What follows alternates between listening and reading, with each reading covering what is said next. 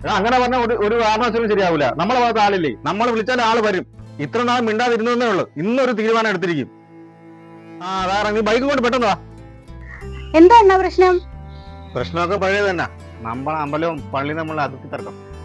അതിനൊരു തീരുമാനം എടുക്കണം. പിന്നെ ഇതിനും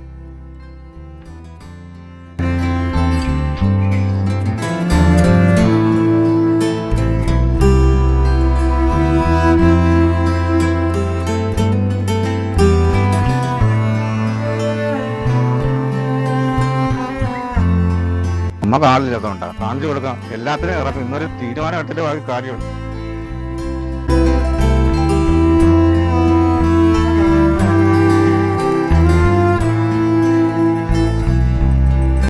നിന്നോട് ഞാൻ എത്ര തവണ പറഞ്ഞിട്ടുണ്ട് ഈ വീട്ടിൽ കയറായിരുന്നു. ഇറങ്ങി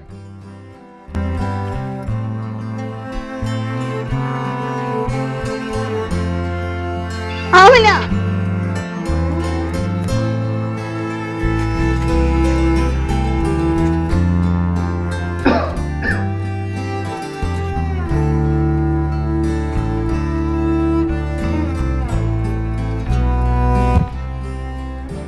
കിട്ടിയോ?